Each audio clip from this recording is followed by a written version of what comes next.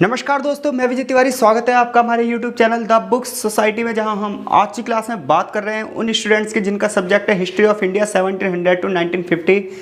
और जहां हमने पिछली यूनिट्स में 18वीं शताब्दी में भारत की सामाजिक स्थिति कैसी थी, इसके साथ साथ ब्रिटिश शासन का भारतीय अर्थव्यवस्था पर क्या प्रभाव पड़ा, ये पिछली वीडियो में डिस्कस कर चुके हैं। तो यदि आपने हमारी इस वीडियो को नहीं देखा है तो इस वीडियो को ज़रूर देखिए। इसके अलावा यदि आप हमारे चैनल पर नए हैं तो प्लीज़ चैनल को सब्सक्राइब करना ना भूलें।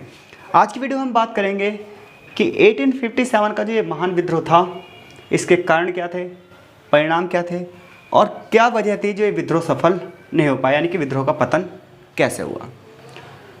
तो सबसे पहले कोई सा भी क्वेश्चन आएगा इनमें से, चाहे क्वेश्चन वो पूछ ले 1857 के विद्रोह के कारण क्या थे, चाहे वो क्वेश्चन पूछ ले 1857 के विद्रोह के परिणाम क्या थे, चाहे वो ये पूछ ले कि 1857 का विद्रोह सफल क्यों नहीं हो पाया। तो तीनों ही प्रकार के क्वेश्चनों में आपकी एक सेम भूमिका आएगी। एक क्या आएगी? भूमिका लिखेंगे आप। भूमिका में क्या लिखेंगे? देखिए, प्रश्न आने ही आने हैं। तो भूमिका में आपने ये लिखना है कि 10 मई 1857 के दिन मेरठ की छावनी से एक विद्रोह की शुरुआत हुई। कुछ इतिहासकार ये कहते हैं कि एक सैन्य विद्रोह था, कुछ इतिहासकार ये कहते हैं कि ये मुसलमानों का एक विद्रोह था, क्योंकि मुसलमानों का ये था कि मुग़ल शासन के अंतर्गत ऊंचे ऊंचे पदों पर वो थे, लेकिन ब्रिटिश शासन के आने से उनसे वो पद छीन लिए गए, जिसकी वजह से उनकी स्थिति निम्न हो गई। कुछ इतिहासकारों का ये तर्क है कि 1857 का विद्रोह नहीं बल्कि ये एक क्रांति थी। ये ब्रिटिश में राष्ट्रवाद का उदय था, लोगों के अंदर देशभक्ति की भावना उदय हो चुकी थी। ऐसे में इन्होंने अंग्रेजों के खिलाफ एक क्रांति छेड़ दी, विद्रोह का एक बुगुल बजा दिया। बात ये आती है कि विद्रोह और क्रांति में अंतर क्या है। तो जब कोई विद्रोह सफल हो जाता है तो हम उसे क्रांति का नाम दे देते हैं, और जब कोई विद्रोह असफल हो जाता है तो हम उसे राजद्रोह का केस चलाते हैं लोगों पर और उन्हें कड़ी कड़ी सजाएं देते हैं। तो जो कि 1857 की जो क्रांति थी, महान क्रांति थी, देशभक्ति क्रांति थी, महान बहुत सारे लोगों ने अपना बलिदान भी दिया, तो ये सफल नहीं हो पाई। इसलिए अंग्रेजों ने इसे द्रोह करार देकर लोगों पर राजद्रोह का केस लाकर कड़ी कड़ी यातनाएं दी। इतना ही नहीं, बहादुर शाह जफर द्वितीय को जहां उनके पद से हटा दिया गया और उनके सभी के सभी उत्तराधिकारियों को मौत की नींद सुला दिया गया। आम जनता पर तोप के गोले चलाए गए और विद्रोहियों के लिए सिर्फ एक ही सजा थी, सजाए मौत। तो एक अच्छी सी भूमिका आप तैयार करेंगे। अब बात ये आती है इस भूमिका के बाद कि इस विद्रोह के कारण क्या थे, यानी कि कुछ ना कुछ तो घटनाएं होती हैं जिसकी वजह से लोगों के अंदर गुस्सा फूट जाता है। तो वो कारण क्या थे? तो उनमें से ये आपके सामने कुछ कारण हैं: आर्थिक, सामाजिक, राजनीतिक, धार्मिक और सैनिक। लेकिन इसके अंदर क्या लिखेंगे? तो देखिए, जब हम आर्थिक कारणों की बात करते हैं तो उसमें यह आता है कि जो हमारे देशी उद्योग थे वो पूरी तरीके से नष्ट हो गए। इतना ही नहीं, जो भारत के व्यापारी थे उन व्यापारियों को बाहर से व्यापार करने की इजाज़त नहीं थी। जितने भी व्यापारिक नियम थे वो ब्रिटिश यानी कि ईस्ट इंडिया कंपनी के हित में थे, जबकि भारतीय व्यापारियों को निराशा ही हाथ लगती थी। अधिक मुनाफे वाले जितने व्यापार थे वो ईस्ट इंडिया कंपनी के नियंत्रण में आ चुके थे, जबकि भारतीय व्यापारी कम मुनाफे वाले बाजार या स्थानीय बाज़ारों तक ही सीमित थे। ऐसे में व्यापारी वर्ग में असंतोष उत्पन्न हो जाएगा और वो ये चाहेगा कि ईस्ट इंडिया कंपनी का शासन समाप्त हो। जब आर्थिक प्रभाव बढ़ेगा निगेटिव, तो समाज पर भी उसका प्रभाव कैसा आएगा? निगेटिव। समाज पर अब उसका निगेटिव प्रभाव कैसे आएगा भाई? क्योंकि जब अर्थव्यवस्था की डोर रुक जाएगी तो गरीबी, बेरोजगारी बहुत तेज गति से फैलेगी। तो समाज में जो वर्ग है वो असंतुष्ट हो जाएगा, श्रमिक वर्ग, और वो पूरी सामाजिक व्यवस्था को क्या कर देगा? उलट पुलट। तो 1857 की इस क्रांति या विद्रोह जो भी आप मान लीजिए, इसमें जो सामाजिक कारण थे ये अपने आप में एक दायरे में थे। जहाँ कृषि आधारित जो हमारी अर्थव्यवस्था थी उस पर भी प्रभाव पड़ा। तो ऐसे में समाज का एक वर्ग अंग्रेजों से क्या हो गया? असंतुष्ट हो गया। ये माना जाता है कि 1857 की क्रांति का सबसे बड़ा जो कारण था वो था राजनीतिक कारण। सबसे ज़्यादा आपने इसी में लिखना है। क्यों? क्योंकि 1798 से लेकर और 1856 तक अंग्रेजों द्वारा लगातार ऐसी नीतियां बनाई गई जिनसे कहीं ना कहीं जो भारतीय रियासतें थीं भारतीय रजवाड़े थे, छोटे छोटे जो शासक थे, इनके अंदर भय का एक माहौल पैदा हो गया। क्यों? क्योंकि लॉर्ड डलहौजी ने एक नीति अपनाई थी, सहायक संधि, जिसके अंतर्गत उसने कहीं ना कहीं रियासतों पर निगरानी रखनी शुरू कर दी। जबकि लॉर्ड डलहौजी ने लैप्स की नीति अपनाई और उसने कहा कि ऐसी रियासतें जो अपना शासन करने के लिए योग्य नहीं हैं, ऐसी रियासतें जिनके अपना पुत्र नहीं है, वो सारी रियासतें ब्रिटिश इंडिया में शामिल हो जाएंगी। ऐसे में आतंक का एक माहौल पैदा हो गया।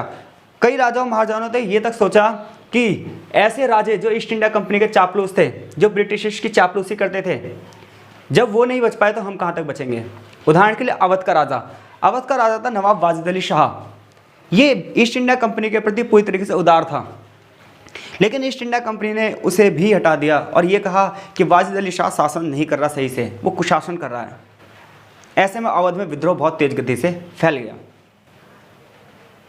तो राजनीतिक कारणों में सबसे बड़ा कारण था दरबारी संस्कृति को खत्म करना और ज़्यादा से ज़्यादा रियासतों का भारत में और ब्रिटिश भारत में विलय करना, चाहे वो झांसी की रियासत हो, चाहे वो सतारा की हो, चाहे वो संबलपुर की हो या अनेक। तो ऐसे में यहाँ की रियासतों के शासकों ने ब्रिटिश हाथों में सत्ता देने से अच्छे खुद एक लड़ाई करने की सोची, जिसमें उन्होंने जीत का स्वाद चखने के लिए पूरी वीरता का प्रमाण तो दिया, लेकिन अंततः विद्रोह का जब पतन हुआ तो ये रियासतें अपने आप ब्रिटिश इंडिया में शामिल हो गई। तो विद्रोह का सबसे बड़ा कारण ये था रियासतों का अधिग्रहण। चाहे आप राजनीतिक कारण लिख लो, चाहे आप इसकी जगह ये लिख सकते हो कि रियासतों का अधिग्रहण, जो ब्रिटिश नीति थी रियासतों को अपने कब्जे में लाने की। अगला सबसे बड़ा कारण है धार्मिक। देखिए, ये मुद्दा बहुत गंभीर रहता है हमेशा। इंसान हर चीज़ बर्दाश्त कर सकता है, लेकिन अपने धर्म पर बातचीत बर्दाश्त नहीं कर सकता, ना जाने क्यों, शायद शिक्षा की कमी। तो विद्रोह का एक सबसे बड़ा कारण था धार्मिक कारण। भारतीयों को ये लगता था कि ब्रिटिश जो हैं ये ईसाईयत का प्रचार प्रसार कर रहे हैं, और लगता क्या था, ये वाकई में था भी। हिंदू मुस्लिम संस्कृति दोनों को समापन की ओर ले जा रहे हैं। इतना नहीं, ईसाई मिशनरियाँ भारत में आ गई हैं और उन्होंने बड़े बुरे ढंग से भारत और यानी कि हिंदू और मुसलमानों की जो संस्कृतियाँ हैं उनका आलोचना करनी शुरू कर दी। उनके अंदर की बुराई सबको बताने लगे हैं कि ये दोनों ही धर्म कितने सारे आडंबरों में भरे हुए हैं, कितने सारे दिखावटी संस्कृति में भरे हुए हैं, यहाँ पर लोगों को कितना कष्ट है। और जबकि उन्होंने ईसाई धर्म को उदार बताया है और उसका प्रचार प्रसार किया है, और ऐसे में बहुत सारे लोग हमारे यहाँ से ईसाई धर्म में जा भी रहे हैं, क्रिश्चियनिटी फैलाई इन्होंने। तो ऐसे में हमारे यहाँ के लोगों को लगा कि हमारा धर्म कहीं ना कहीं संकट में है और इसके लिए एक धर्म युद्ध करना ही होगा। तो 1857 के विद्रोह में एक बहुत बड़ा कारण धार्मिक कारण भी था। एक और बहुत बड़ा कारण था जहाँ से विद्रोह शुरू हो गया था, सैनिक विद्रोह। उन्हीं दिनों ये अफवाह फैली, अभी भी इतिहासकारों की एक राय नहीं है कि अफवाह सच थी या झूठ थी, लेकिन इतिहास की किताबों से अफवाह का एक नाम दे दिया गया है कि सेना छावनियों में एक नए प्रकार के कारतूस आए हैं और उन कारतूसों पर गाय और सूअर की चर्बी के लेप चढ़े हुए हैं, ताकि जब इन कारतूसों को सैनिक छीलें तो जो हिंदू सैनिक है उनका भी धर्म भ्रष्ट हो जाए और जो मुस्लिम सैनिक हैं उनका भी धर्म भ्रष्ट हो जाए। तो ऐसे में कई बड़े सैनिकों ने, मंगल पांडे का भी नाम आपको पता ही होगा, तो ऐसे में सेना में ना हड़कंप मच गया। सैनिक छावनियों में विद्रोह की भावना उत्पन्न हो गई। उन्होंने कारतूसों को छीलने से मना कर दिया लोगों ने। परिणाम तो ये रहा कि मेरठ की छावनी से 10 मई 1857 को ये विद्रोह शुरू हो गया। हालांकि विद्रोह की जो तारीख सुनिश्चित की गई थी वो 30 मई 1857 को की गई थी, लेकिन बढ़ते असंतोष की वजह से और संचार सुविधाओं के न होने की वजह से ये विद्रोह 10 मई 1857 को ही सेनाओं द्वारा शुरू कर दिया गया और देखते देखते विद्रोह की आग पूरे उत्तर भारत में फैल गई। तो ये अगर क्वेश्चन आता है, आई होप सो, कि 1857 के यानी कि 1857 का जो ये महान विद्रोह था, इसके क्या कारण थे, तो आप इन सभी को डिस्क्राइब कर देंगे और आराम से आपका 4 से 5 पेज में ये आंसर कंप्लीट हो जाएगा। आई होप सो आपको ये समझ में आ रहा होगा। आगे हम बात करते हैं कि 1857 के विद्रोह के परिणाम क्या हुए। कोई घटना घटी है तो उसका इफेक्ट तो पड़ेगा ही पड़ेगा। तो फिर से वही वाली भूमिका लिखेंगे आप, जो यहाँ भूमिका मैंने आपको बताई थी, ठीक है, क्योंकि भूमिका तो आपको बनानी ही पड़ेगी। और उसके बाद आप परिणाम बताएंगे। तो परिणाम में आप क्या बताएंगे? राजनीतिक परिणाम। राजनीतिक परिणाम ये हुए कि 1857 से पहले हमारे यहाँ जो ईस्ट इंडिया कंपनी का शासन था, अब ये कंपनी का शासन समाप्त हो चुका है और यहाँ से शासन आ चुका है ताज का, यानी कि अब ब्रिटेन की संसद अब सीधे हमारे यहाँ शासन करेगी। और इसके साथ साथ 1858 का भारत शासन अधिनियम भी लाया गया। इसके तहत भारत के जो जितने भी राजाओं ने इस विद्रोह में ब्रिटेन का साथ दिया था, उनको पुरस्कृत भी किया गया। और इसके साथ साथ सेना के लिए अनेक नए नियम निर्धारित कर दिए गए, व्यापार के लिए अनेक नए नियम निर्धारित कर दिए गए, और जितने विद्रोही राजा थे उनको संतुष्ट करने के लिए कुछ राजाओं को तो यातनाएं दी गई और कुछ को क्षमादान भी दिया गया। तो ये राजनीतिक घटनाएं थी, यानी कि सबसे बड़ी घटना ये हुई इस विद्रोह की वजह से। पॉज। तो सबसे बड़ी घटना जो थी वो ये थी कि ईस्ट इंडिया कंपनी का शासन खत्म हो चुका है और क्राउन का शासन हमारे यहाँ आ चुका है, और अब हमारे यहाँ अधिनियम बनने शुरू हो जाएंगे। यानी कि आज की जो हम संसदीय प्रणाली देखते हैं, संवैधानिक प्रणाली देखते हैं, उसकी शुरुआत कहीं ना कहीं यहीं से शुरू होगी। दूसरा सबसे बड़ा जो परिणाम रहा वो सैनिक पुनर्गठन रहा। सैनिक पुनर्गठन की बात की जाए तो जहाँ पहले ईस्ट इंडिया कंपनी की सेना में भारतीय सैनिकों के तादाद ज़्यादा थी, अब इन्होंने क्या कर दिया, भारतीय सैनिकों की तादाद कम कर दी और ब्रिटिश सैनिकों की तादाद बढ़ा दी। इवन इतना ही नहीं किया इन्होंने ये भी किया कि जो सेना थी उसमें उच्च पदों पर भारतीय नहीं हो सकते, केवल और केवल ब्रिटिश रहेंगे। तो इस सेना का पुनर्गठन किया गया ताकि किसी बड़े विद्रोह से बचा जा सके। सांप्रदायिकता फैली है जी 1857 के बाद। हिंदू और मुसलमानों को एक दूसरे के खिलाफ भड़काना शुरू कर दिया है और हम भड़क भी गए। 1857 के विद्रोह का सबसे निगेटिव जो इम्पैक्ट पड़ा है ना, सबसे निगेटिव इफेक्ट जो पड़ा है वो सांप्रदायिकता पड़ी है। ब्रिटिश को पता चल गया था कि इस देश में फूट डालो राज करो की नीति बड़ी आसानी से चल सकती है, तो ऐसे में उन्होंने हिंदू मुसलमानों को एक दूसरे के खिलाफ उस्काना शुरू कर दिया है, भड़काना शुरू कर दिया है। और आज सांप्रदायिकता का जो इन्होंने बीज बोया उसके हम परिणाम देख रहे हैं। और सामाजिक परिणाम क्या रहे? सामाजिक परिणाम ये रहे कि ईस्ट इंडिया कंपनी जो पहले सुधार कर रही थी, सती प्रथा को समाप्त करने के लिए अधिनियम बनाया, बाल विवाह को समाप्त करने के लिए अधिनियम बनाया, अब क्या हुआ, अपना ब्रिटिश संसद इन सुधारों को करने से बच रही है। इसकी बात हम अगले चैप्टरों में करेंगे भी, लेकिन फिर भी यहाँ पर आपको लिखने के लिए मैं बता दूँ ऐसा वो क्यों कर रही है, क्यों नहीं कर रही है अब नए सुधार। क्योंकि उसे ये लग रहा था कि 1857 के विद्रोह के पीछे कहीं ना कहीं ये सुधार ही थे। क्योंकि जो रूढ़िवादी हिंदू थे, जो रूढ़िवादी मुस्लिम थे, उन्हें ये लगता था कि ब्रिटिश जो ये सुधार कर रहे हैं इससे उनके धर्म पर संकट है, कहीं ना कहीं ब्रिटिश अपने धर्म का प्रचार प्रसार कर रहे हैं। ऐसे में इन्होंने इन धार्मिक और सामाजिक सुधारों को करने से समाज में मना कर दिया। तो ऐसे में हमारा समाज जो एक तरीके से आगे बढ़ रहा था वो कहीं ना कहीं गतिहीन हो गया। तो ये 1857 के विद्रोह के परिणाम हैं। आई होप सो इन दोनों क्वेश्चनों में से कोई सा भी क्वेश्चन आएगा कि 1857 के विद्रोह के कारण क्या है, 1857 के विद्रोह के परिणाम क्या है, तो इन दोनों ही क्वेश्चनों को आंसर करने में आप पूरी तरीके से सक्षम होंगे। आगे वीडियो में हम ये बात करने जा रहे हैं कि अगर ये विद्रोह इतना ज़्यादा बड़ी तादाद में हुआ, बहुत सारे लोगों ने इसमें भाग भी लिया, तो ये विद्रोह के क्या वजह थी जो ये विद्रोह क्या हो गया, असफल हो गया। यानी कि एग्जामिनर अब आपसे क्वेश्चन ये पूछ रहा है कि 1857 के विद्रोह के पतन के कारण बताइए। यानी कि 1857 के विद्रोह का पतन किन कारणों से हुआ है। तो अगर क्वेश्चन सिंपल से यही पूछ ले कि 1857 के विद्रोह का पतन का क्या कारण हुआ, तो पहले भी आप क्या लिखोगे, फिर इसमें भी वही भूमिका जो मैंने वीडियो की शुरुआत में बताई है। अगर आपको नहीं याद तो फिर से वीडियो देख लीजिए। अब देखिए नष्ट क्यों हुआ। जो हमारे यहाँ शिक्षित वर्ग था, शिक्षित वर्ग इस क्रांति के प्रति क्या था भाई, उदासीन था।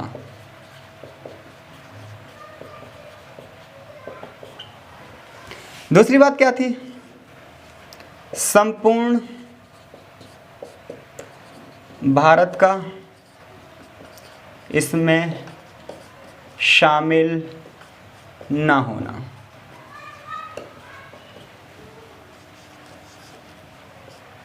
स्वार्थ की राजनीति,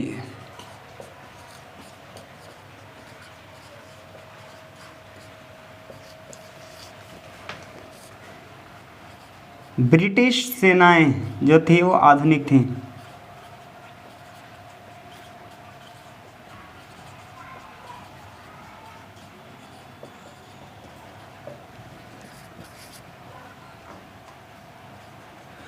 एक अच्छे नेतृत्व की कमी,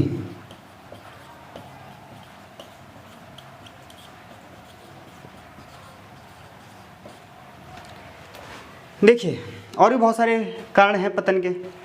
देखिए 1857 का विद्रोह जब शुरू हुआ 10 मई 1857 को, तो एक बहुत बड़े विद्रोह के रूप में हुआ। अगले 2 महीनों के अंदर इन विद्रोहियों ने, या फिर मैं कहूँ इन क्रांतिकारियों ने, ब्रिटिश सत्ता को पूरी तरीके से उथल पुथल मचा दी थी। जितने भी ब्रिटिश स्मारक थे उनको हानियाँ पहुंच चुकी थी, बहुत सारे कागजों को जला दिया गया था, कई सारे ब्रिटिश अफसरों को मार दिया गया था। यानी कि एक तरीके से अगर मैं पूरे उत्तर भारत की कल्पना करूं तो आगरा के आसपास का इलाका छोड़ दूं तो पूरा पूरे उत्तर भारत में ब्रिटिश सफाचट हो चुके थे। ऐसा लगने लगा था हमें आज़ादी वहीं मिल जाएगी। लेकिन फिर क्या वजह रही कि 1857 का विद्रोह समाप्त हो गया और ये सफल नहीं हो पाया। ऐसी क्या वजह थी जिन्होंने इस विद्रोह को असफलता की ओर ला दिया? तो सबसे पहली बात थी, शिक्षित वर्ग इस क्रांति के प्रति उदासीन था। लेकिन शिक्षित वर्ग को पता क्या लगता था?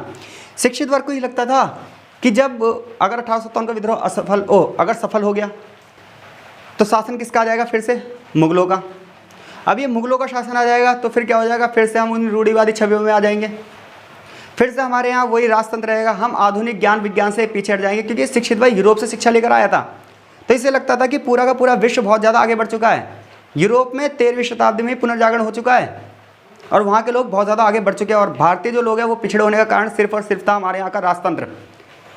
क्यों? हमारे यहाँ वो कहेगा अनारकली नाच, अनारकली नाचेगी और हम इसी चीज़ में क्या रहेंगे? खुश। तो ऐसे में जहाँ पूरा विश्व ज्ञान विज्ञान आधुनिकीकरण सेना और नेवी में आगे बढ़ रहा है, व्यापारिक क्रांतियाँ हो रही हैं, औद्योगिक क्रांतियाँ हो रही हैं, पूरा विश्व अपना देश छोड़ छोड़ के नए नए व्यापारिक खोजों में जा रहा है, तो उससे हमारा देश क्या कर रहा था? ऐसे सवाल थे इस शिक्षित वर्ग में, जिस वजह से उसने इस विद्रोह से अपने आप को तो अलग रखा ही रखा, बल्कि समाज के बहुत बड़े वर्ग को भी इस चीज़ के लिए प्रेरित किया कि वो इस विद्रोह में शामिल ना हो। क्योंकि अगर ये विद्रोह सफल होता है और ईस्ट इंडिया कंपनी का पतन होता है तो सीधी सी बात है वही राजतंत्र हम पर फिर से रहेगा और हम फिर से अंधकार के युग में डूब जाएंगे, जो कि हमने पहले चैप्टर में बात करी थी। दूसरा सबसे बड़ा तो इस वर्ग का शामिल ना होने से जनता का एक बहुत बड़ा भाग इसमें शामिल नहीं हुआ। दूसरी बात, ये विद्रोह उत्तर भारत के कुछ रियासतों तक शामिल था, जबकि अन्य रियासतों में इसमें भाग नहीं लिया। उसका सबसे बड़ा कारण था कि मुगल जो साम्राज्य था वो पतन की ओर था। कोई एक बड़ा राजा था ही नहीं। बहादुर शाह जफर द्वितीय उस समय शासन कर रहा था और बहादुर शाह जफर द्वितीय केवल नाम मात्र का शासक था। ऐसे में बहुत सारे राजाओं को ये लगता था कि अगर विद्रोह सफल हुआ तो हमें फिर से इसके अंडर में ही काम करना पड़ेगा। तो ऐसे में बहुत सारी रियासतें इसमें शामिल ही नहीं हुई। कईयों को तो ये लगता था इस विद्रोह में हम सफल हो ही नहीं पाएंगे तो हम ईस्ट इंडिया कंपनी की जो मुसीबत है वो क्यों मोल लें। तो इस वजह से भी ना इसमें केवल एक छोटा सा भाग रह गया जिसे दबाना ईस्ट इंडिया कंपनी के लिए बहुत ज़्यादा आसान था। स्वार्थ की राजनीति। हमारे अधिकतर राजा एक दूसरे से ईर्ष्या करते थे। किसी के अंदर ऐसी देशभक्ति की भावना नहीं थी, राष्ट्रवाद की भावना नहीं थी कि वो संपूर्ण भारत को एक लेकर चलता, क्योंकि हमारे केंद्रीय व्यवस्था नहीं थी। छोटी छोटी रियासतों के राजा थे और वो उसी में शूरवीर थे। तो ऐसे में जो स्वार्थ की राजनीति थी, ऐसे में उनकी सेनाओं ने खुलकर भाग नहीं लिया, जिसकी वजह से विद्रोह का पतन हो गया। इतना ही नहीं, कई राजाओं को ब्रिटिश ने यह कहा कि अगर वो विद्रोह से पीछे हट जाते हैं तो उनकी दरबारी संस्कृति उनको वापस मिल जाएगी। तो ऐसे वो पीछे हट भी गए, कई जमींदार भी पीछे हट गए और आम जनता को पीटा गया। कईयों को तोप के गोले के आगे लगाकर उड़ा दिया गया ताकि लोगों के अंदर क्या आ जाए? डर आ जाए, सहम जाए जनता।